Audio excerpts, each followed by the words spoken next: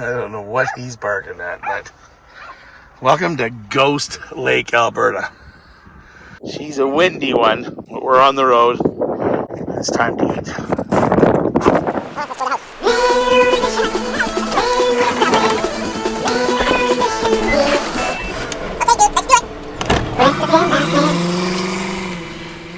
Hey everybody, it's Brian from Brent's VanLife. We're having a little bit of fun here with this video because we are heading west. That's right. The road trip is doing a complete 180 and we're heading back to British Columbia because of health issues. My breathing has become a little bit of a problem to me and I need to stay closer to home so that I have the availability of doctors, hospitals, and friends. And there you have it. Deluxe egg salad wrap.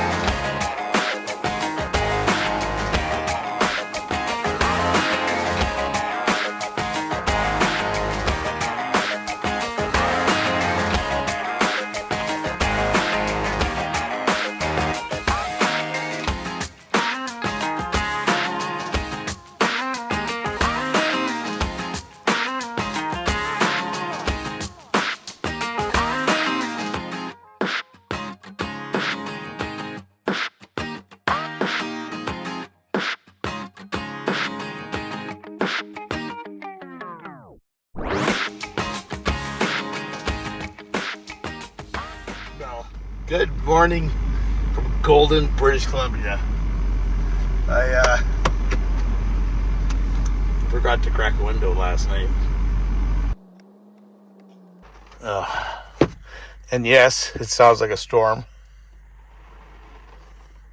but it's just the sprinklers outside.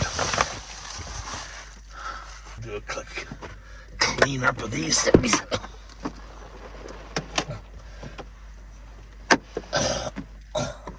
Thank you, Linda. This thing is amazing. I parked strategically close to a Timmy's this morning, and I must say, I'm feeling pretty good and had a fairly decent night's sleep. We're still heading towards safety, but I think we might just go back to Kelowna. Decisions. Let's go get a coffee first. So early that the gas station isn't even open. Here's a dude ordering out his triple macchiato, and I told him we're not doing Starbucks.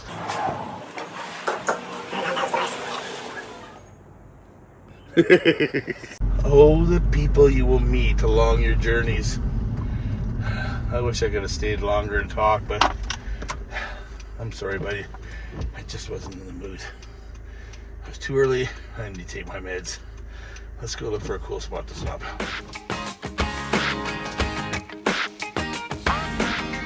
High in the mountains above Golden, British Columbia, we find ourselves in the search of the ever-elusive wolf scent. It's this way. Down a long and winding road in the foothills of the huge mountains. We're heading on an adventure. Is it this way? Here it is. But ironically enough, at 5 o'clock in the morning, 6 o'clock in the morning, it is not set up for us crazy tourists that are driving through town. But we're on the search for that ever-elusive crazy spot to stop for the dog and for me to take my pills. It's just down the road here. Below the great mountains, we're gonna find another beast that was find and make everybody's passions smile. It's just down here. And back in a little field, back here, is where it all began. A dream called camping in the woods. That's right. A dream of a young lad here that lives here in Golden, who was an avid collector of Volkswagens, as you might have noticed, has decided to make a campground. Devoted especially to old Volkswagens. His name's Jeremiah. I met him many years ago. I used to come to Golden for our campouts, and he was talking about this dream. And it's glad to see he finally pulled it off. We're just gonna do a quick shoot. It's early and there's nobody here, so I'm just gonna do a quick little shoot, and we're gonna get out of here. Maybe shorter than ever. This is one big mosquito pit. I don't even want to get out because they got in. So yeah, he collects all these old Volkswagens, and you can rent them out by the night. A bunch of amazing little cars that you probably haven't seen. This is the old Carmen Aguia, what my daughter's named after. There's dune buggies. This is his crazy unit here. This is an LT1 crew cab. And I know for sure he has a convertible Volkswagen in there that he's converted to a hot tub. So if you guys want to check this guy out, camping in the woods in Golden, they have camping spots here, and they also have rooms to rent. If you want to go and get nostalgic and check out a cool spot to camp inside of an old Volkswagen van, come see Jeremiah. You might have saw him on Dragon's Den, and he's also hanging out with the Rust brothers. They've restored another Volkswagen van between the two of them. So anyways, that's the little start for today. Let's get on the road and have some fun. Thanks for joining me on that little escapade. Let's go. On a side note here, this is the driveway. You're going to see this sign up front. There'll be no signs of the Volkswagen place, but this is the sign in the driveway that leads you into the back 40. So if you need any crystals to take into your hippie van and spend the night, that's the place to go. And this place, well, it's right across the street. That's right, Rocky Mountain, a Buffalo Ranch with a Buffalo Tours. Okay, it's time for me to find a place to get pills and take the pup for a poop. Let's get out of here. Looking like a gorgeous day. So I figured I'd do a little chit-chatting on, let's say, proper summer holiday driving etiquette. That's right. We're going to be dealing with a long weekend of travel here, and we're dealing with a lot of like 18-wheelers and stuff. It is about 5:30, 6 o'clock in the morning. There's not a lot of traffic, but there is 18-wheelers, and we'll find 18-wheelers on the road usually early in the morning and late at night. They try to stay away from all the crazy drivers that are on the actual road during the day. So we need to look into some proper etiquette, because a lot of us are jumping behind the wheels of some pretty big trucks, campers, and trailers. We really, really kind of forget that we have all that stuff behind us. We are heading west. It's early, and as we get further down the road, it is going to get busier, and we are going to check out some of the scenes along the way and point out some of the good facts that you guys might need to think about when you head out on your next trip. Let's see if we can get up here. Maybe, maybe not.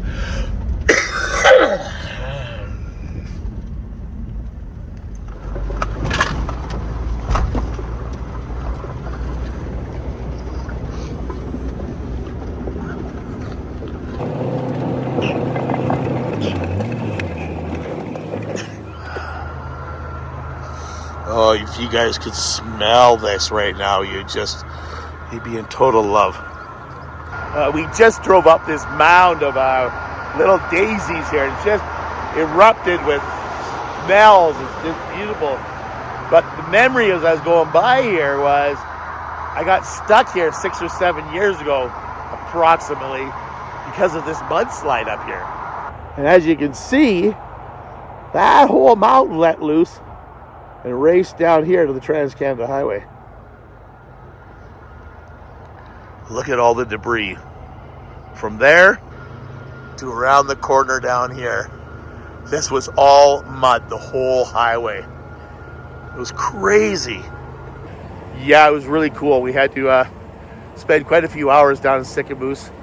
And when we got up here, the road was still covered in a lot of mud. You can see them pushing just wet mud down the sides of the road just to keep the road open enough to get traffic rolling. This is number one, so we have to keep it open. It goes all the way to St. John, Newfoundland. It's just gorgeous up here.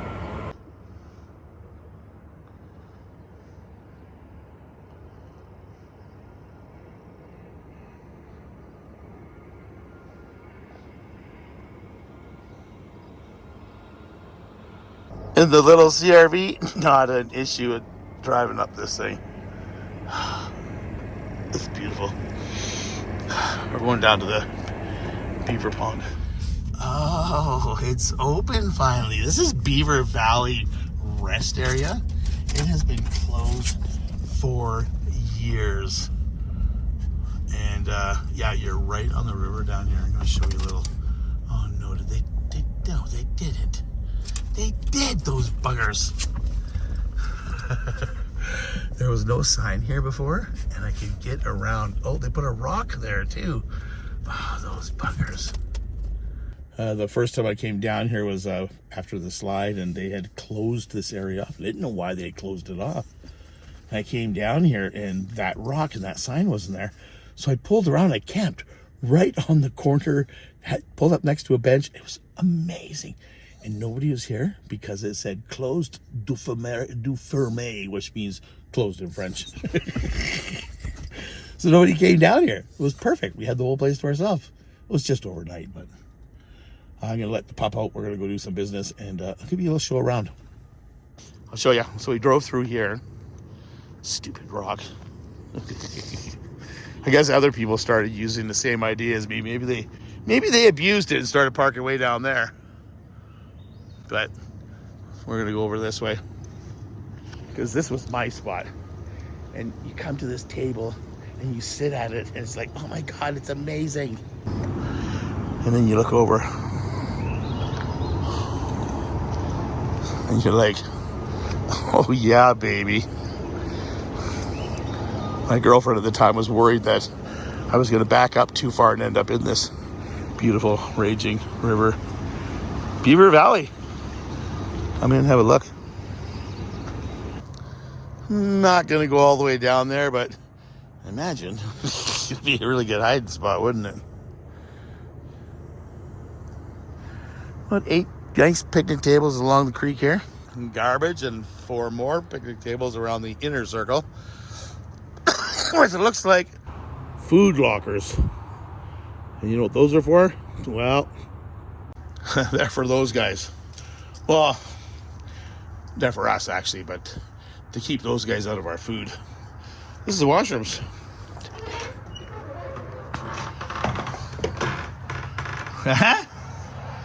Our parks here in BC, I know they're like all across, but these ones in BC that they're building up nowadays are quite amazing. I'm glad they're using local lumber and stuff to build, you know, our outhouses and our communal gathering spots. I don't even know what the heck this is other than a shelter to put your food in. And definitely not mailboxes.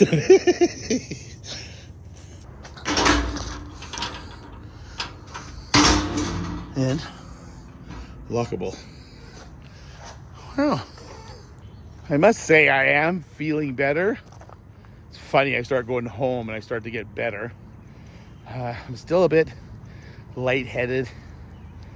And I don't know what's going on. Short of breath. But one day at a time, we seem to be getting better.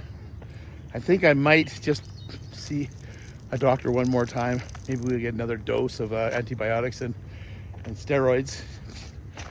Clean up the lungs one last time. And hopefully that works. So now we need to head to a metropolis somewhere. And we're heading into the interior of British Columbia. Let's get going. Yeah, dude, let's get going.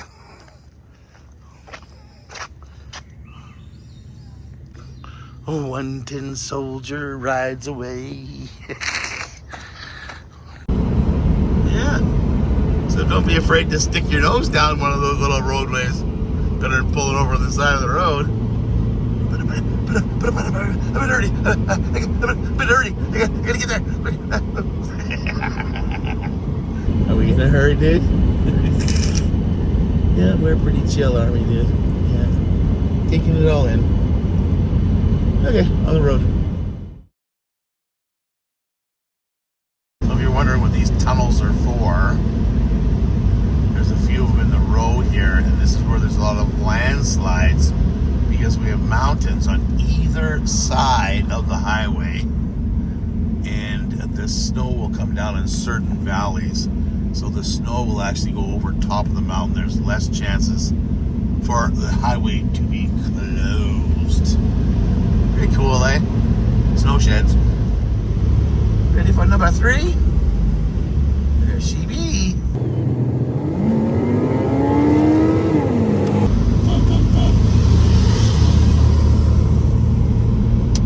What a nice guy. That's the kind of things you do when you're driving slow and you know you got somebody behind you. Why not pull over and let them go by? I love courtesy, right? That's all we need to have a little bit more of on our roads, is common courtesy. I think this is our last actual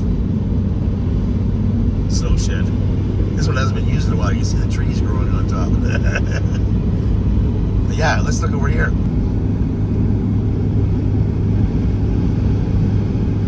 Crazy, eh?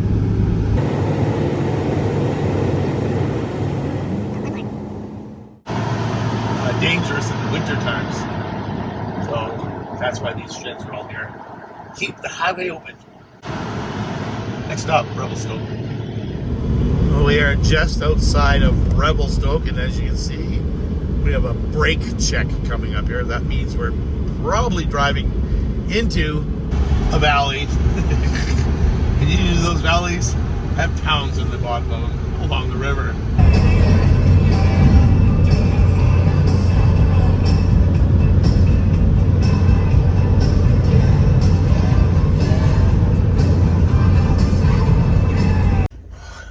Okay, we're in Sicamous. I had to make a quick pit stop because, you know, my buddy Joe, you guys might have met my buddy Joe. He was in one of my videos when I was going to go visit my kid. Well, he's one of those people where you have to call when you're going through. It's not that you have to, it's just good friends are meant to be good friends. So when you're in a town and they don't know, at least drop them a hello and then see if we can make time to hang out. And he did. He took time out of his day, came down, had breakfast with me. We had a great little chat. Love the guy to death. We're heading south. I think I'm going to stop and see my sister in Vernon. Okay, let's get on the road.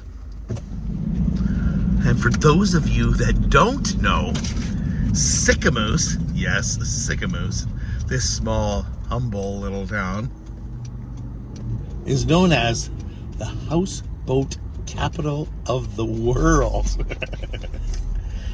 This is the place where you rent all the houseboats and you go explore Shuswap lakes. There's a couple of them that are joined together, so it's an amazing journey. I've been on a few of them myself. We'll do a quick drive into town, and we'll see if we can see some houseboats or some houseboat action. Welcome to Sicamous. Trying to find access to the water. Dude, they there's two lakes here. There's Shuswap Lake and there's Mara Lake, and they're kind of like joined. That's how they're joined by a little waterway, and this is where they store all the houseboats. Oh my God, look at these old ones. The original houseboat, the Fabi, yeah, nice. But yeah, if you look down the end of the road down here, there's houseboat upon houseboat upon houseboat, and we're not even at where they rent them. Let's have a look.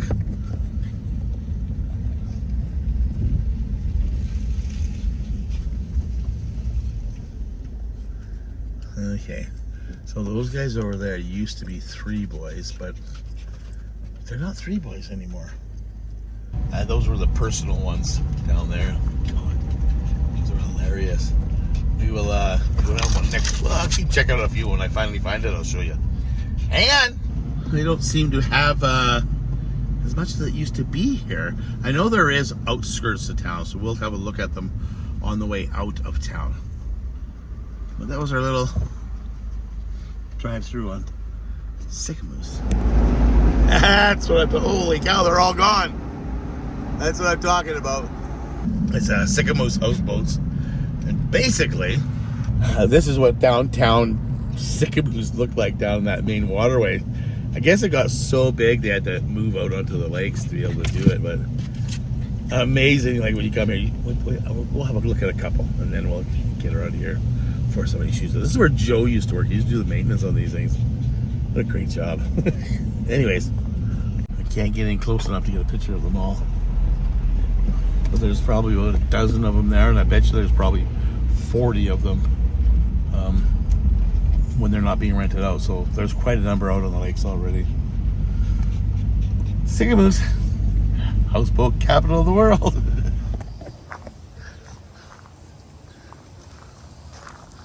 You're such a hilarious guy. You're funny. I really hate to cut this video short. Short? That's a pretty long one. Anyways, we're cutting it off here. We made it from Ghost Lake, Alberta, all the way to Kelowna, BC, and filmed most of the stuff in between. I'm not feeling well. We're not to par. We're going to snuff this out. Thanks for watching. Peace, love, and granola. And make sure that you are subscribed. Hit the like button and leave a comment below. We'll get back to you as soon as we can. And I'll see you on the next video. We're out of here. If you're liking what you see, please come over and join the Dude and I on YouTube and check out more of my videos where you can subscribe, like, and comment. Brent the VanLife man.